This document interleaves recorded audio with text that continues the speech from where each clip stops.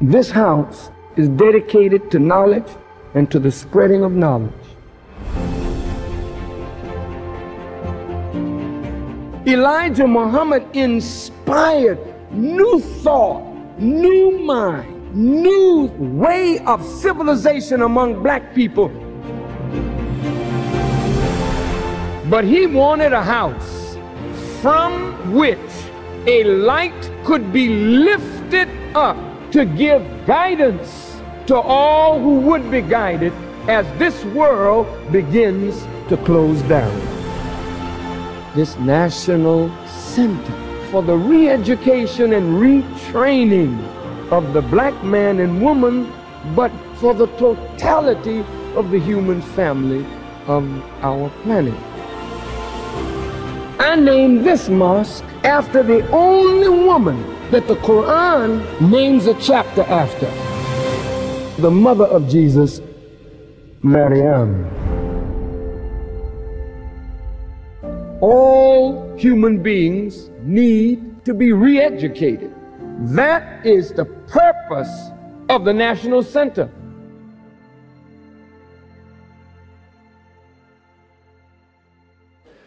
Brother Farrakhan, I watched the tape of the movie Shaka Zulu, and I'm curious to know, how did our people come to dress the way that they did, barely wearing any clothes, and the women not covering their breasts?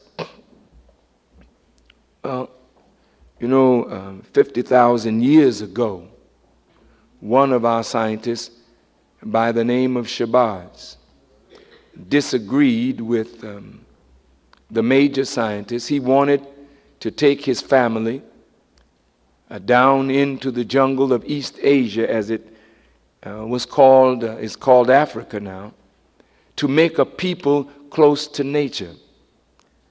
The other scientists disagreed with him, and he rebelled against them. So he did do just that. He took his family, and he was banished from the civilized centers of our world, and he went down into the jungle of East Asia, where he absolutely made a people to conquer the jungle life. Before that, we didn't have kinky hair. We didn't have the features that we presently have.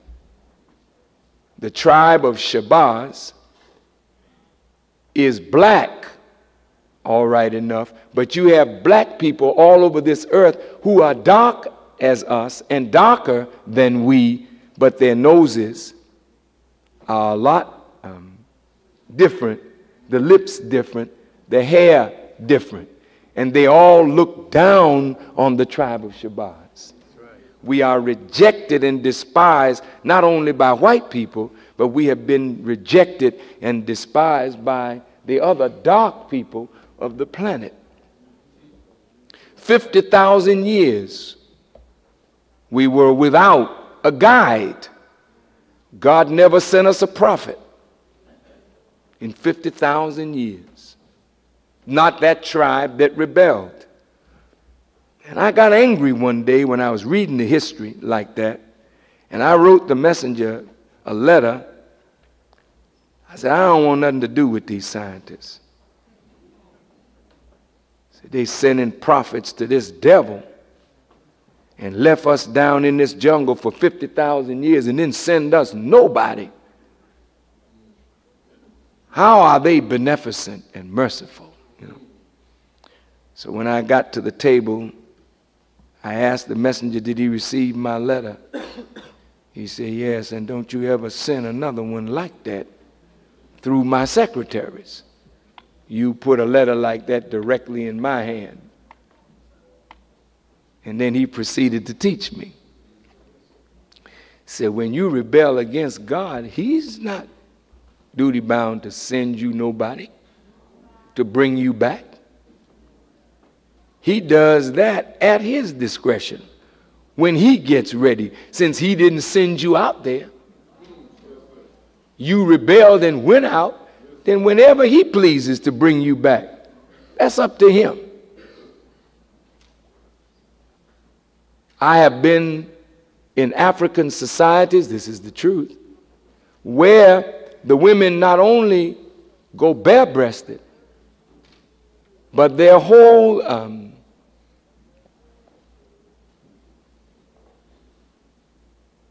posterior is out. And they walk like that in certain societies. But regardless to that, in the African society, it's not like you. You see a woman like that, you go off. Totally. Not you, we. But when you see that every day, you're not moved like that by a woman's breast. They breastfeed right out in the public. It's no big thing. You walk, you see a sister standing there, breast right in the baby's mouth. Well, you don't see people, ooh, look at that. But in this context, you see a woman do that, it would draw a crowd. And the bare-breasted ballet Afrikaans, it always packs the place. But it wouldn't draw no crowd in Africa, because we see that all the time. But the Honorable Elijah Muhammad said the mark of a civilized person is we teach them first to put on clothing to cover those parts of their bodies that should be covered. And so I hope I answered your question. They became savage. And a savage is a person that has lost the knowledge of self and is living the life of a beast. You know, the beasts don't cover up their nudist parts. Right?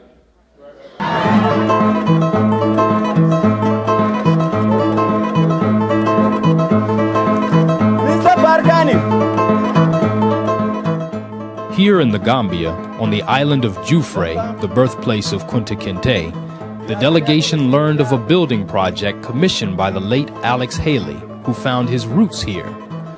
Plans for the proposed mosque were scrapped because monies earmarked by Haley for the project never reached their intended destination. We will build this, the Nation of Islam will build this with the help of our people, and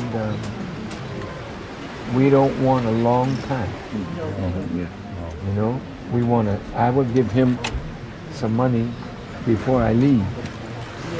I'll tell the president today, and we will work through the government to make sure that this gets done. Yes, sir. And it will be a monument to Alex Haley. All of this area will be the area where the mosque and school will be built, and it will be built in the name of Alex Haley and his family to show gratitude to Allah for his life and his work, that his life's work brought the village of Jufre and connected Jufre to us in the United States. And all of Black America has benefited from the life struggle of Alex Haley to find his roots. And as a result of that, all of Black America is indebted to Alex Haley and the village of Jufre for sharing with us the rich legacy of our history.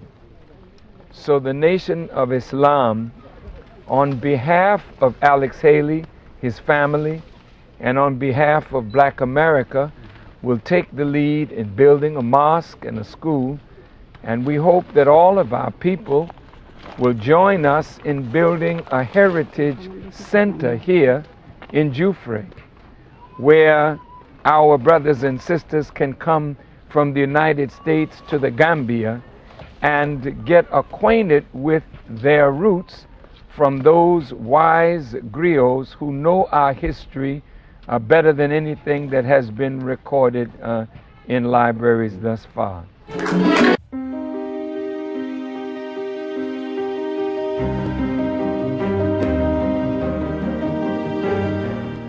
Now you can get the same uncompromising truth you've come to expect from the Final Call newspaper on all your connected devices. Subscribe to the Final Call Digital Edition today. Go to subscribe.finalcalldigital.com.